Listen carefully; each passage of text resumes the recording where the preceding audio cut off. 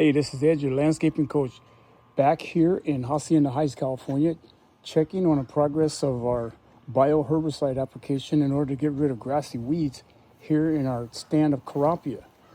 It's been about a week now, and it's interesting because the Kurapia has not been watered in over a week, and it's growing. It's hot. It's like 86 degrees here in Southern California today. But the Kurapia is doing really well without any water. It hasn't had any water on it for about a week.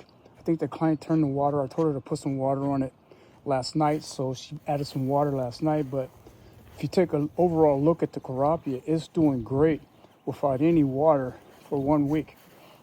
He has some areas right here where we sprayed because it had some St. Augustine. You can see it's kind of in here. But for all practical purposes, the Kurapia is doing really well. You can see the bees are really busy.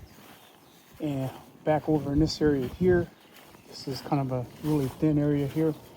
It's looking really good. It's dried out. There were some problems with it thinning because of the amount of shade in this area. But because it hasn't been watered and it's been utilizing whatever water that's in the soil profile, it's doing quite well. In this area here, looks like we have to apply some more bio-herbicide in this area to get a good kill over here.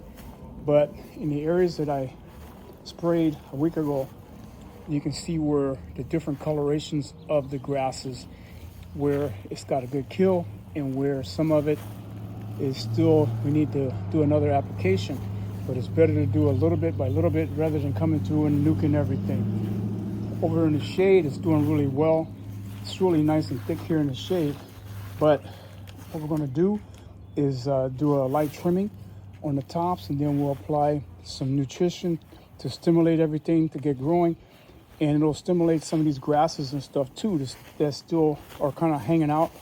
And then we'll come back again with another application of the bio-herbicide in this areas back over in here and get a total kill here. But for all practical purposes, everything is looking really good after 1 week and a really light application of our bio-herbicide. So stay tuned and watch the progress as we come through and take care of the Kurapia to bring it back.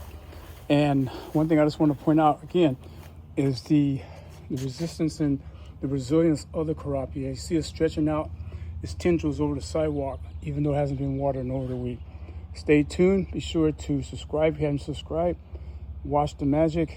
All your Kurapia channel people and people that have Kurapia in, take notice. This is a very effective way to get rid of grassy weeds in your Kurapia.